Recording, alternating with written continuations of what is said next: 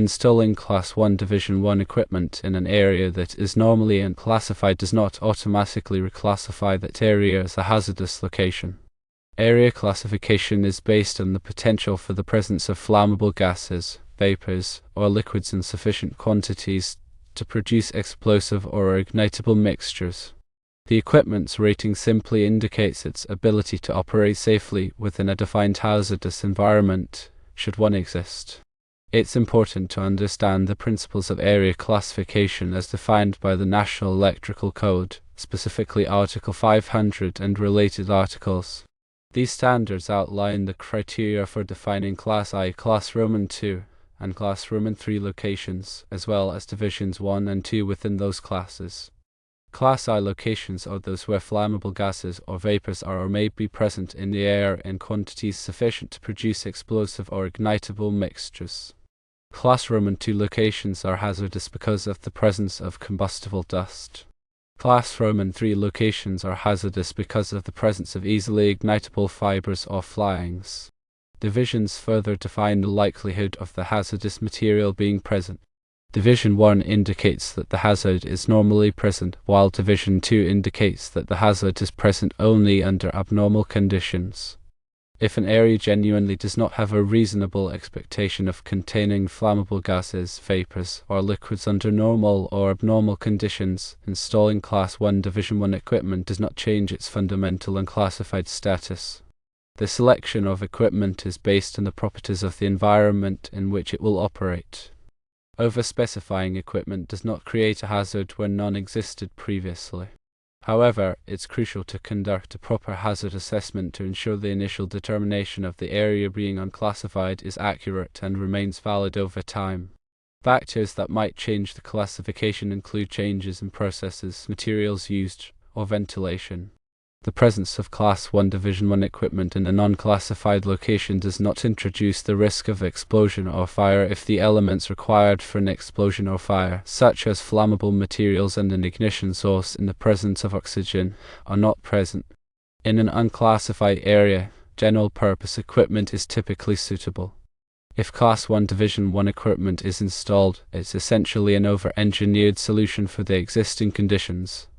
The NEC allows for the installation of equipment approved for a more hazardous location in a less hazardous one, unless specifically prohibited by the equipment's listing or instructions. To determine whether an area should be classified, consider the following steps. Firstly, identify all potential sources of flammable or combustible materials. Secondly, determine the likelihood of these materials being released into the atmosphere in sufficient quantities to create a hazardous mixture. Thirdly, evaluate the adequacy of ventilation to dilute or remove any released materials. Fourthly, assess the potential for abnormal conditions that could lead to the release of hazardous materials. And fifthly, document the findings of the hazard assessment and use them to determine the appropriate area classification. Remember that area classification is not a static determination. It should be reviewed periodically and updated whenever there are changes to the processes, materials, or environment. The electrical installation must adhere to the determined classification. Consider a scenario where a storage room is initially designated as unclassified because it contains only non-flammable materials. If later, flammable solvents are introduced and stored in unsealed containers, a hazard assessment must be conducted to determine if the storage room should now be classified as a Class 1 location. If classified, the electrical equipment in the room would need to be upgraded to meet the requirements for the appropriate division. The equipment should be selected based on the properties of the specific flammable materials that are expected to be present. For example, if the solvent is gasoline, the equipment must be suitable for use in a Group D atmosphere. If the solvent is hydrogen, the equipment must be suitable for use in a Group B atmosphere. The NEC provides detailed guidance on the selection of equipment for use in hazardous locations, including requirements for explosion-proof enclosures, intrinsically safe circuits, and other protection methods. The documentation for the area classification should include details about the flammable materials present, their properties, the expected frequency and duration of releases, and the basis for the classification. The documentation should also include a diagram showing the extent of the classified area. Regular inspections should be conducted to ensure that the area classification is still valid and that the electrical equipment is properly maintained. Any changes to the processes, materials, or environment should be reviewed to determine if they affect the area classification. Personnel working in or near hazardous locations should be trained on the hazards present and the precautions that must be taken. This training should include information on the area classification, the types of equipment used in hazardous locations, and the procedures for handling flammable materials. The NEC also addresses the requirements for wiring methods in hazardous locations, including the use of conduit seals to prevent the propagation of explosions. The seals should be installed at the boundaries of classified areas and other locations specified in the NEC. When performing work in a hazardous location, it's important to energize the electrical equipment and take precautions to prevent the release of flammable materials. Hot work permits may be required for certain types of work. The permitting process requires a documented evaluation of the area for potential hazards, safety procedures, and a sign-off by qualified personnel. The Class 1 Division 1 rating signifies the equipment can operate safely in locations where ignitable concentrations of flammable gases, vapors, or liquids are continuously present, intermittently present, or present for extended periods.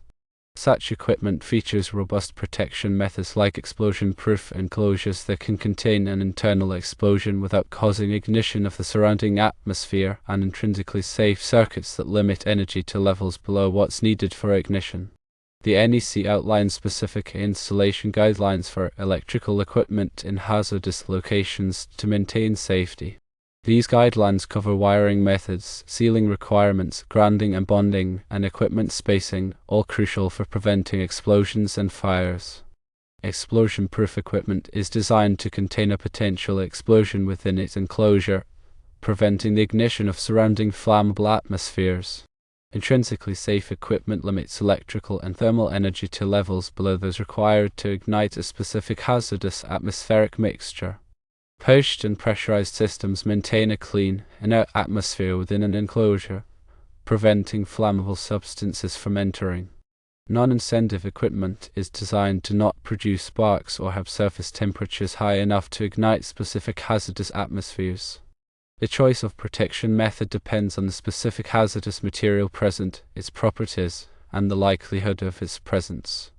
Ensure all equipment used in hazardous locations is properly listed and labeled by a recognized testing laboratory confirming it meets the required safety standards. Proper maintenance and regular inspections are crucial to ensuring the continued safety of electrical equipment in hazardous locations. Damaged or malfunctioning equipment should be immediately repaired or replaced. Electrical equipment in hazardous locations must be suitable for the specific environment in which it's installed, considering factors like temperature range, chemical resistance, and potential exposure to corrosive substances.